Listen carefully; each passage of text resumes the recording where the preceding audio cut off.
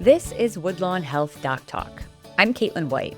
With me today from Woodlawn Hospital are the Director of Infection Prevention and Employee Health, Lindsay Scrimshire, and pediatric provider, Dr. Kevin Rayburn. We are talking all about vaccinations, pediatrics, and infection prevention. Well, I'll start with you, Dr. Rayburn. Why are vaccines considered one of the most essential tools in public health? They are considered essential due to the fact that they prevent illness rather than treat after you've already become sick. Many illnesses are not necessarily treatable after you become infected, and vaccines prevent that infection. And they've been used actually to eradicate some illnesses, such as smallpox. And Lindsay, what are the biggest misconceptions that you encounter about vaccines? There are a lot of myths about how vaccines are manufactured, tested, and distributed. I see a lot of these myths when I have conversations with employees about vaccination. So, one of the biggest issues that people report to me is that they believe that many vaccines contain aborted fetal cells or may contain DNA from somebody else or something else. So the reality of that situation is that viruses, in order to make a vaccine, viruses have to be grown or reproduced. And to do that, viruses have to reproduce inside of a cell. So one of the necessary tools is that we have a type of cell that the virus will grow. Human cells work best because that mimics the real thing. Scientists figured out that they needed cells that were isolated from a sterile environment of the womb. This means that the cells would not be infected with other viruses, and the viruses that are produced in these cells would not be contaminated. So, in the 1960s, scientists took some cells from tissue from a fetus. Those same cells have been replicated and grown since then. When viruses grow in the cells, these cells are killed because, in most cases, the new viruses burst out to be released. Once the virus is grown, it's purified. All of that debris is removed during the process, and there is no DNA remaining. I like to compare this to picking fruit or picking blueberries. If you think about this part of the process as similar. So when you're picking blueberries in an orchard, you might get some of the plant in there. You might get stems and leaves, or maybe even little pieces of branches in your bucket. You use the berries, but you remove all those other things. You wash them before you eat them so that the pie only contains the blueberries. It's the same thing with vaccine production. While those other pieces might be involved in the growth, we filter them out. Some vaccines have been engineered to grow in other types of cells, such as chicken embryos, which is why some vaccines can impact people with egg allergies. And so we have different varieties available. There's a lot of beliefs that vaccines are not safe. The reality is that vaccines go through years of testing before approval. In the US, CDC and FDA monitor vaccines continuously to make sure that they're safe and effective. Some vaccines are developed quicker because they use existing technology, and so they don't have to reinvent the wheel. Some of them take longer to develop because they have to grow those germs or reproduce those germs for several weeks and months. And the most common one that I hear is that I don't want to receive this vaccine because I've had one before and it made me sick. Or maybe I got the flu shot last year and it made me sick. Most side effects are very mild, like a sore arm or a low fever, and they go away within a day or two. These side effects are caused because your immune system is ramping up to fight that germ. Very few vaccines have the capability of causing infection because they contain a germ that is either dead or weak or maybe just parts of the germ. The only way you could ever actually catch the disease from a vaccine would be if you are a person who is severely immunocompromised and your immune system is not working as it normally should, which is why we ask you so many questions before we give you a vaccine because we want to make sure it is safe for you to receive it. And on that note, Dr. Rayburn, how do you address vaccine hesitancy among parents or patients? The biggest problem I have now is the fact that parents get a lot of information from social media. And so you're not just addressing one hesitancy or one misconception, there's multiple things. Everything from they don't want to get a vaccine because it has aluminum as a preservative in it, to the fact that they can cause autism. So you have to really drill down on what that particular parent is concerned about and then try to work from there. So there's not just one way or one thing we have to talk about. I think the biggest problem that I've run into is that probably the biggest enemy of vaccines has been their effectiveness, because 20 or 30 years ago when I first started in practice, there still was a generation of people that had family members or friends that had the particular illnesses or had died from the illnesses that we vaccinate against. And that generation pretty much has passed on now. So you don't have as much history to go by. I mean, you used to say, go home and ask your grandparent about vaccines. And most of the time, grandparents say, definitely get your vaccine. You know, your aunt died of smallpox or something. But we don't have that. So now people don't see the effectiveness of the vaccines like they used to. That in itself is a hurdle that you have to get over. A big hesitancy I do see is that they feel that if you give multiple vaccines at the same time, that they will hurt the immune system of the child. Again, trying to explain that we make about 100 antibodies daily to different things that we're exposed to. And so by giving the vaccine, we've probably given another 107 things that we make antibodies to that day. If you look at one of the newer vaccines that we have, which is the rotavirus vaccine, that was originally produced for use in Africa because the number one cause of death in children under 12 months of age in Africa before that vaccine came out was rotavirus from dehydration. And it was so effective in Africa, then they started to use it throughout the entire world. And that's just been in the last 10 years. Well, knowing all of that, Dr. Rayburn, what is the schedule that parents need to be aware of when it comes to these vaccines? I usually break it down into what I call the infant vaccines, which are the vaccines that they get at 2, 4, and 6 months of age. And then the toddler vaccines, which they get at 12 and 18 months. And then after that, they're kindergarten vaccines. And that's kind of how I explain it to the parents so they can understand. And if you break it up into that pattern, they can remember when they're supposed to get them at that point in time. At 2 months of age, a hepatitis B, which is a vaccine that prevents a viral illness that causes liver injury. And people that get hepatitis B, about 50% become carriers. And then of those carriers, there's a certain percentage of those that develop liver cancer. So it's one of the vaccines that you can get that helps prevent cancer. There's the rotavirus, that vaccine that I was just talking about, that's an oral live virus that they get at 2 and 4 months of age. And then there's a diphtheria, tetanus, and pertussis, which diphtheria is a infection you can get in the lungs. Tetanus is lockjaw, and pertussis is whooping cough. And that one they get at 2, 4, and 6 months as infants. And then there's 2 vaccines that we get for meningitis, one called Haemophilus influenza type B, which I don't know why they called it influenza because it's not a virus, it's a bacteria. The other is strep pneumococcal vaccine, and that they get at 2, 4, and 6 months as infants, and those both prevent meningitis. The other is polio. The nice thing is they've now combined polio, the Haemophilus influenza, the DTaP, and the hepatitis B into one shot. And so you do only have to get 2 pokes at the visits now rather than 5 like we used to.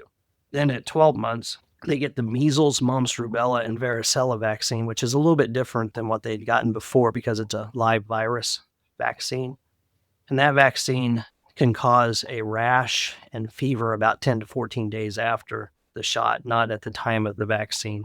And it is very effective. You get about 95% protection after just one shot. You don't have to get multiple ones because it is a live virus.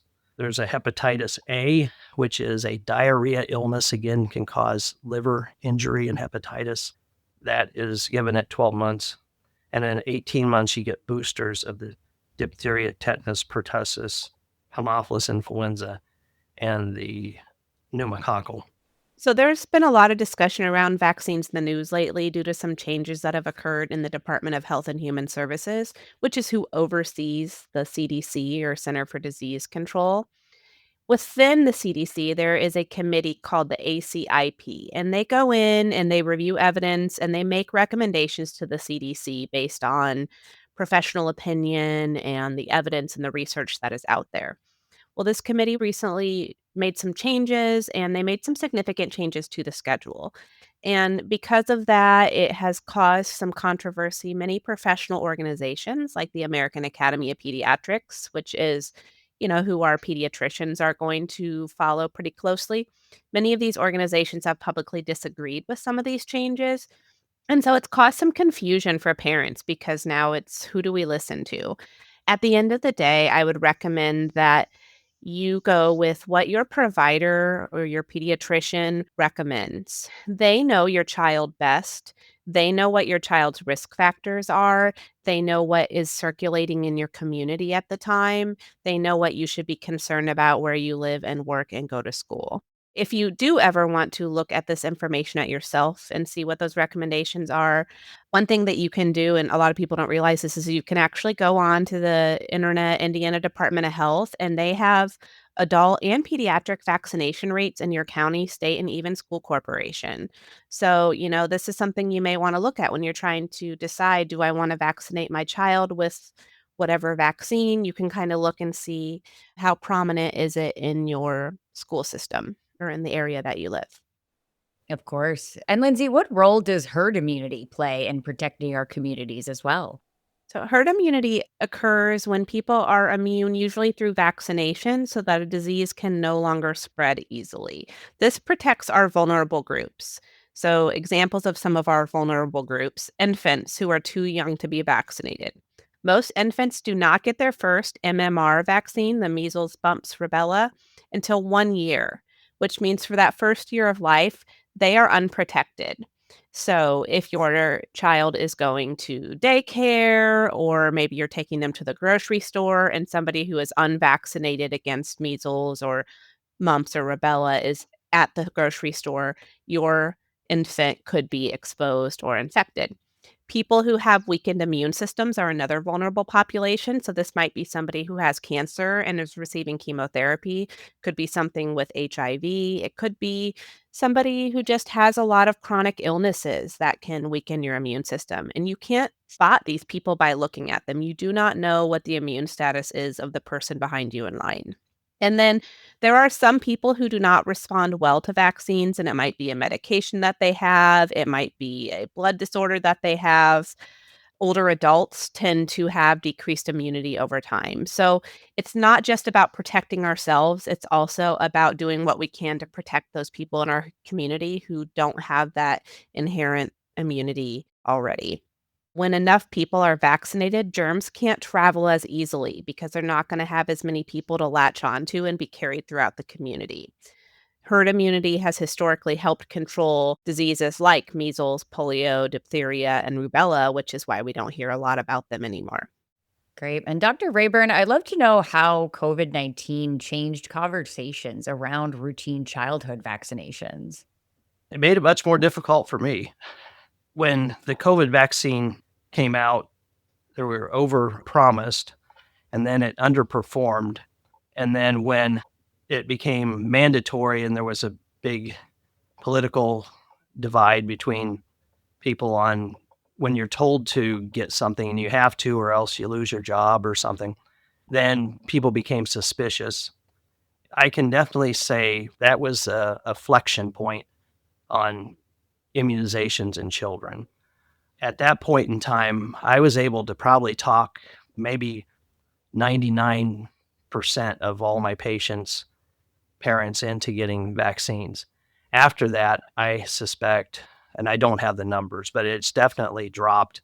I would say maybe 2/3 now that don't want to get vaccines. I can convince that they're safe and they will get them. But it definitely made my job a lot harder, put it that way. The COVID vaccine actually, when it came out, because there was not a lot of information about it beforehand, I did not necessarily recommend to all my patients. We would talk about if there was high risk family members or the patient was high risk, we would get it. But on normal children, because we had seen the illness in lots of kids, we didn't go ahead and vaccinate all the kids that did not have a high risk to it because they seemed to tolerate the illness quite well. And I think we only ended up having 2 children during the whole pandemic admitted to the hospital for symptoms related to COVID. And Lindsay, for adults, which vaccine should they be aware of to stay up to date? Vaccination is not a one size fits all, especially when it comes to adults. Some people are going to have higher risk for certain illnesses based on their work environment, their home setting, their occupation, their health history, and even their age. So, typically immunity decreases with age because your body has less of those spider cells, less of those soldiers. So, naturally, older adults are going to have more recommendations. Some of the big ones out there is the influenza vaccine. I think everybody should consider the influenza vaccine. Even if you figure you are a healthy person, think of the people that you live around and work around, maybe your parents, your grandparents. RSV is another vaccine that is newer and is very exciting because RSV is something that typically impacts older adults and can have some pretty severe consequences. And that is a newer vaccine that has come out. So a lot of people are very excited for that one, and I would recommend that for older adults. There are also vaccinations for pneumonia that can be really great, especially if you have an underlying respiratory condition. Maybe you have really severe asthma and you always have your whole life. You're more susceptible to pneumonia in older adults, of course. And then shingles is another one that a lot of older adults will get because we've all had chickenpox, whether it was the vaccine or we got it from another kid and when we were in school. That virus can stay in your body and can reactivate later in life if you become immunocompromised. So shingles is something that impacts people pretty heavily. So I do recommend that shingles vaccine. And the other ones really kind of depend, like I said, on your work setting. I work in healthcare. So, there are some vaccines that we recommend for healthcare workers that maybe aren't necessary for other people.